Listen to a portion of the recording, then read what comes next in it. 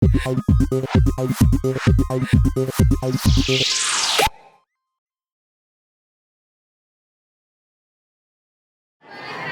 semua? Apa kabar semua? Sehat semua? Atau ada yang sakit, pusing kunang-kunang, atau lemas gitu? Nih, kita di depan ini mau berbagi dulu sebentar tentang kita Big Air ya. Tentang Big Air. Ketika kami bilang Big Air, kau bilang amin. Barbar, luar biasa, Allahu Akbar. Oke? Saya coba. Big Air, kau bilang amin. Barbar, luar biasa, Allahu Akbar. Oke, kami ini hari ini akan Berikan edukasi tentang yang pertama ada stunting, yang kedua ada extra gender, dan yang ketiga adalah 5 transisi remaja.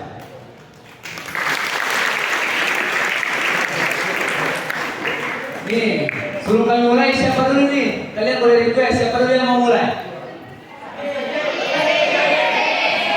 Siapa? Oke, saya dulu ya dong. Oke. Kalau stunting itu Rido, kalau kesetaraan gender itu saya. Oke, baiklah. Assalamualaikum warahmatullahi wabarakatuh. Nah, ini teman-teman, kesetaraan gender, ya. Berbicara kita tentang kesetaraan gender, ada yang tahu nggak sih tentang gender? Apa? Apa? Belum ada yang betul, bukan begitu. Ini kasih dia nggak dong? oleh Nah, ya, yang bisa jawab apa itu gender, dia akan dapat hadiah dari kami berdua. Apa sih itu gender? Ada yang bisa? katanya yang depan dong, seperti lagu IPM ya? Ada. Berdiri tegaklah, tampillah di muka. Yo, siapa yang bisa? Katakan. Dan di mana anak IPM yang luar biasa kata-kata IPM? Hanya IPM ya, Li. Kecuali anak genre ya. Kita pengecualian tentang anak genre. Adin, yang boleh Adin. Oke, kita lanjut saja ya. Karena ada yang bisa jawab. Gender sama kelamin itu beda ya teman-teman. Iya. Kalau kelamin itu hanya dua, cewek dan cowok. Cuma dua ya? Ya, laki-laki dan perempuan. Yang lain ada? Yang lain itu transgender. Oh iya. Boleh ya. Contohnya seperti apa tuh? Contohnya sekian. Cinta rumah. Jadi kalau gender sama kelamin itu berbeda. Kalau gender itu lebih ke karakter atau sifat seseorang. Iya, betul sekali. Karena misalkan nih ada yang cewek, ceweknya tomboy, berarti itu gendernya muskulin. Maskulin. Ya, kalau ada yang cowok yang agak melambai, melambai ya, itu namanya feminin, feminin ya. Ini yang perlu kita bahas. Karena semua orang itu berbeda gitu. Ya, karena semua orang itu berbeda-beda dan kesetaraan gender ini bisa dibagi dua, ada yang equality dan ada yang equality. Apa sih yang dimaksud dengan kesetaraan equality atau quality? Kalau quality itu lebih seperti kesamarataan. Kesamarataan misalkan siapa ya? Vero dan Faris. Kesetaraan quality ya. Kalau Vero itu bekerja 7 jam dalam sehari. Kalau Faris bekerja 6 jam dalam sehari. Ya. Tapi gajinya itu sama. Sama-sama dikasih 1 juta. Dan ada juga equality. Equality ini seperti misalkan Vero bekerja 7 jam dan Faris 7 jam juga. Dan dia dikasih gaji 1 juta. Berarti sama kan? Itu namanya keadilan. Iya. Nah, berbicara kita tentang kesetaraan gender, kenapa sih kita perlu membahas namanya kesetaraan gender? Nih teman-teman, kesetaraan gender ini kita bahas agar tidak ada terjadinya namanya diskriminasi. Oke, iya. Kawan-kawan sudah tahu kan apa diskriminasi? Sudah tahu kan? Diskriminasi. Diskriminasi. Ini mana anak IPS nih? Nah, Mesti tahu. kita misalkan nih, ada teman kita yang cowok, lagi berkumpul di ujung sana. Kemudian ada salah satu temannya ini yang bersifat feminin. Yang agak cewek itu. Ya, agak melambai ya, slay bahasa orangnya. Slay ya. Ada yang bersifat slay. Karena dia bersifat seperti itu, teman-teman yang lain tidak mau berteman dengan dia. Betul, Malahan ini yang akan memancing itu yang namanya bully. Nah, Ini akan memancing yang namanya bully. Begitu juga dengan yang cewek. Yang cewek yang bersifatnya seperti cowok atau muskulin, Tomboy. rapi gitu kan, brosur. Misalkan seperti itu kan teman-teman. karena orang itu memiliki sifat yang berbeda. Karena sifat dia seperti lelaki, teman-temannya yang cewek mengatakan, ih, kawannya nih, ini kayak cowok banget. Iya. Misalkan seperti itu kan. Kalau soal pasangan biasanya, Jarak kedengaran. buka kamera, oke. Misalkan nih teman-teman, seperti itu. Nah, jadi ini kita perlu bahas agar sesama kita ini tidak ada namanya diskriminasi dan bullying. Ya. Kemudian oleh karena itu kita perlu yang namanya edukasi tentang secara gender. Dan ini yang saya berikan untuk teman-teman semua. Karena di sekolah banyak sekolah gitu ya, banyak sekolah nasi gitu ya, bully. Karena itu dia nanti akan terjadi self harm atau menyendiri. Self harm Sendiri, itu ya. self harm. Self harm kalian tahu nggak? Oke, Yang betul ya. ya. Seperti yang film-film Korea itu punya tangan. Itu merusak diri kita sendiri. Baiklah teman-teman. Jadi kesimpulannya itu diri kita ini memiliki hak masing-masing. Kita mau bersifat seperti apa, karakter kita seperti apa, itu tergantung diri kita sendiri. 100 orang yang ada di tempat ini, 100 juga karakter dari masing-masing seseorang.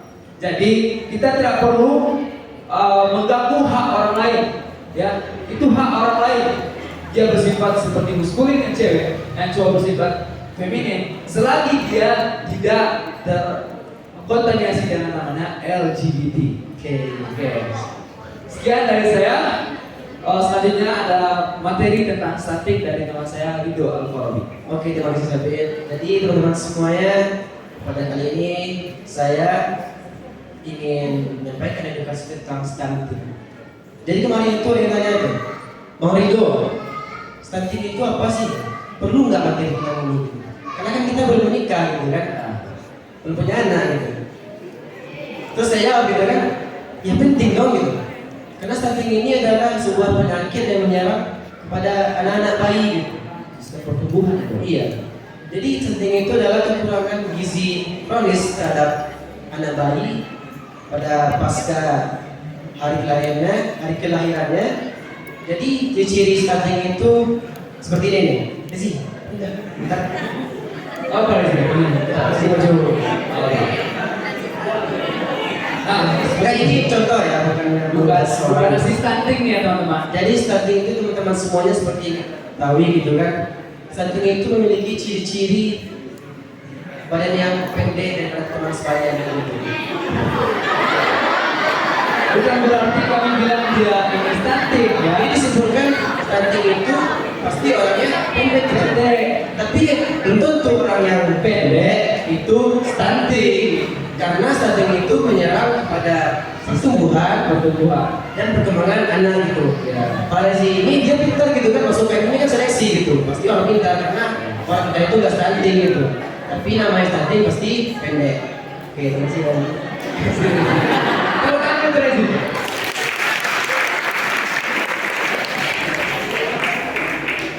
Nah, Bang Ridho, jadi stunting itu penyebabnya apa sih gitu? Atau faktornya apa sih yang menyebabkan seorang anak itu bisa terkena stunting gitu?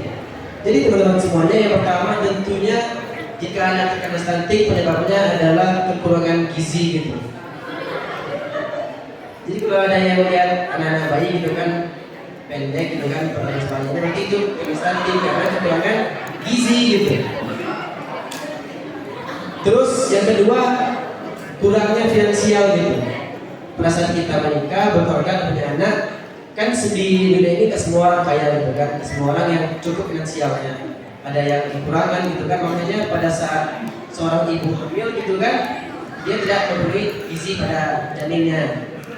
Begitu pula seperti dia melahirkan anaknya tidak memiliki makanan pendamping ASI gitu kan, tidak ada yang gizi-gizi tambahan lainnya, makanya bisa menimbulkan anak itu stunting. Itu faktor kedua. Yang ketiga adalah tidak tahunya atau kekurangan ilmu tentang janin. Makanya teman-teman semuanya, materi ini walaupun simpel, tapi penting untuk masa depan kita. Ini Karena edukasi ya, edukasi itu persiapan bagi yang cowok dan juga yang cewek. jadi orang tua gitu. Ya, ini bukan berarti ketika saat ini ya, ini hanya pengetahuan agar nanti ketika kita sudah dewasa itu tidak perlu lagi kita belajar tentang stunting karena kita sudah tahu ya dok. Ya nanti kalau aja gitu kan itu ada gitu nggak tahu gimana anaknya gitu kan bisa kena stunting. Jadi hal ini sangat penting bagi teman-teman semuanya agar bisa diketahui. Nah Waido, jadi ada nggak tips pencegahan stunting gitu? Karena teman-teman semuanya stunting ini nggak bisa diobati gitu. Jika ada stunting maka nggak bisa diobati gitu, nggak akan sembuh. Gitu. Bisa dicegah ya. Ya bisa dicegah gitu. Cegah gimana Waido? Yang pertama yaitu memenuhi gizi pada saat hamil itu. Bagi yang cewek-cewek nih yang calon-calon ibu yang bakal hamil, ya kan? Ya, betul. Kamu mungkin cowok hamil gitu kan? Kiamat hari nanti. Bagi yang ibu nih kan, makanya harus nanti pas sudah nikah dan punya anak gitu kan hamil harus diperhatikan gizinya tentang anaknya gitu, kan? Tidak kena stunting. Terus yang kedua ada namanya empasi, makanan pendamping Asia gitu. Seperti buah-buahan gitu, kacang-kacangan agar susu gitu kan agar anaknya tidak stunting. Terus teman-teman semuanya, yang ketiga ada namanya menjaga kebersihan lingkungan. Bagi bapak-bapak nih kan yang calon ayah, harus pekan terhadap istrinya gitu kan. Kalau istrinya lagi hamil gitu kan, ya harus bantu gitu, cuci gitu kan, cuci baju, cuci piring, semuanya gitu. Jangan bolong aja di rumah ya. Terus yang terakhir ada namanya melihat perkembangan tubuh anak gitu.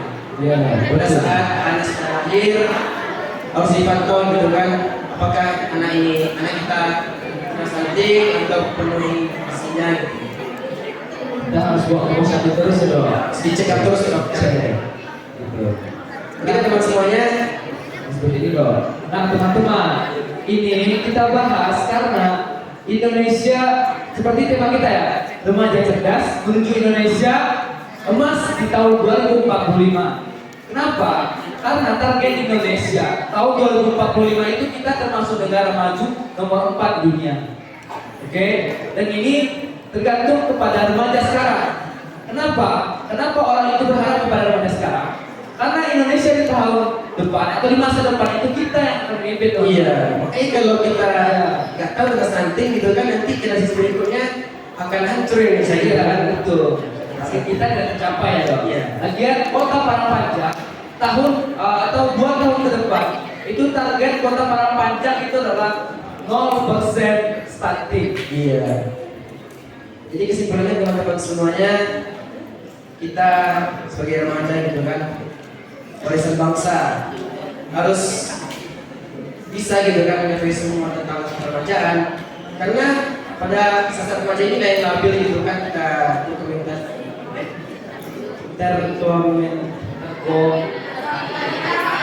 ya gitu dengan dunia luar itu dengan program bebas. Oke, kita harus waspada gitu kan, harus banyak belajar membatasi pergaulan gitu. Nah, selanjutnya apa nih dok? Yang ketiga yaitu hal yang paling menarik, 5 transisi remaja. Ini yang perlu bahas karena kita adalah masa remaja. Oke. jadi teman-teman semuanya, transisi remaja itu ya seperti tahapan gitu kan, planning kita, rencana kita untuk masa depan. Harus ada planning gitu kan, karena kalau nggak ada planning dan tujuan kita maka ya kita nggak terarah gitu. Jadi apa yang pertama kan? Pola hidup sehat. Kenapa sih remaja itu harus pola hidup sehat? Kenapa? Ada yang bisa jawab? Ada yang bisa jawab? Bukan karena stunting. Kita pola hidup sehat ini bukan hanya untuk remaja, untuk semua manusia. Karena kalau sudah sakit itu susah loh. Seperti orang bilang, sehat itu mahal. Sehat itu mahal ya teman-teman.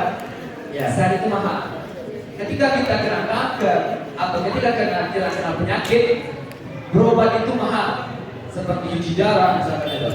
Makanya kita harus menjaga pola hidup kita gitu. Seperti makanan yang bergizi gitu kan, terus olahraga, saya cukup dan saya telah.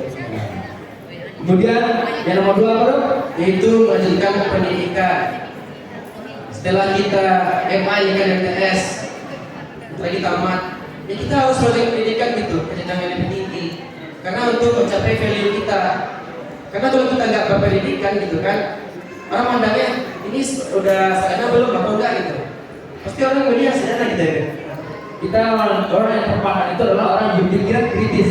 Kita bisa melihat seorang ini berpendidikan atau tidak, seperti itu teman-teman ya. Kemudian pendidikan, seperti tulisan kita Big R dari lantai 2, kejar ijazah bukan buku nikah. Iya, kejar ijazah.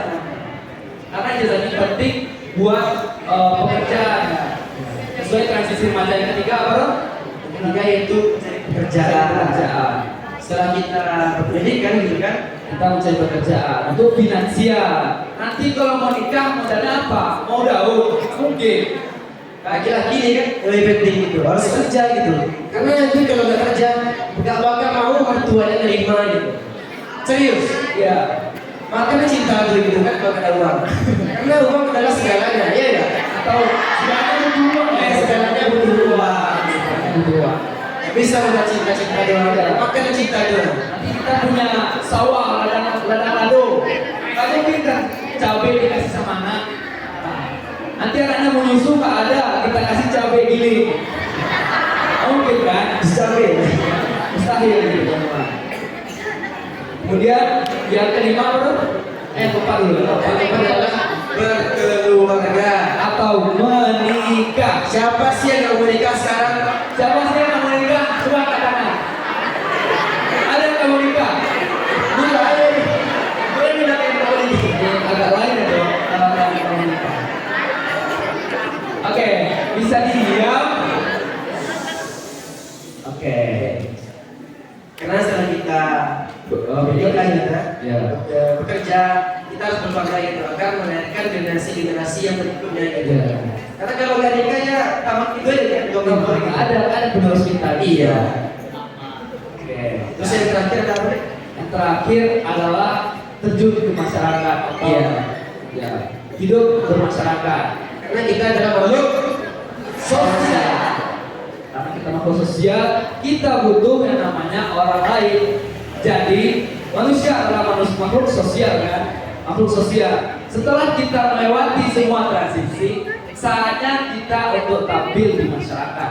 Karena dulu kita di masyarakat gitu masih Ya, kalaulah kita misalkan ini, fondasi pertama itu adalah pola hidup sehat. Teman-teman yang masih belum bisa menerapkan pola hidup sehat, segerakan pola hidup sehat tersebut. Kenapa?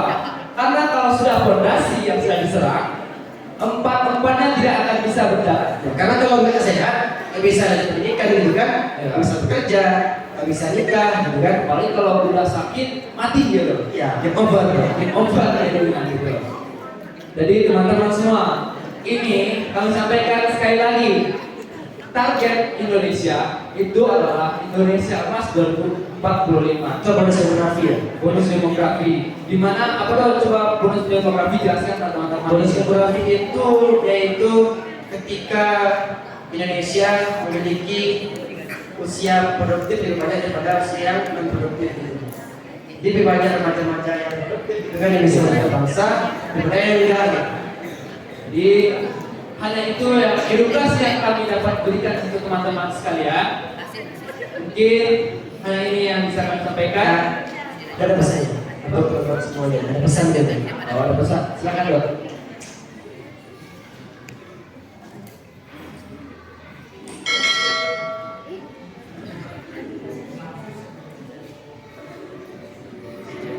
Iya lah, biar keren gitu kan.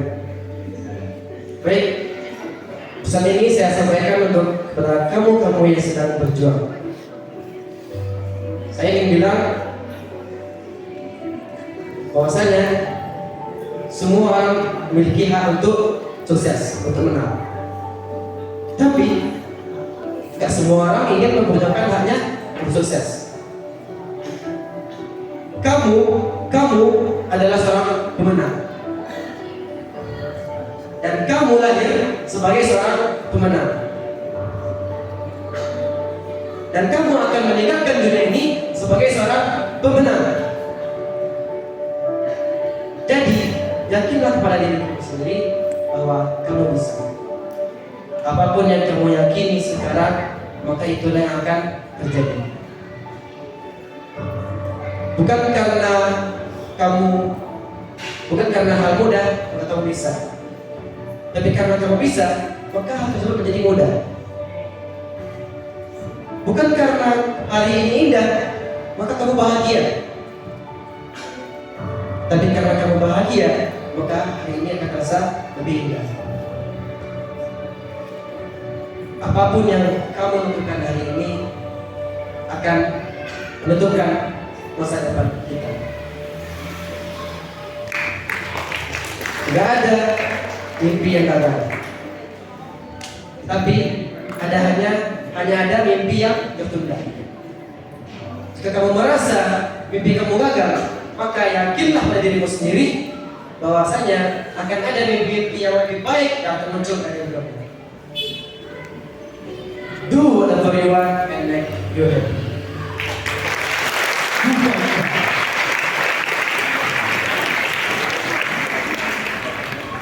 Baiklah, itu saja dari kami. Nun wa qawli wa ma yasdurun. Assalamualaikum warahmatullahi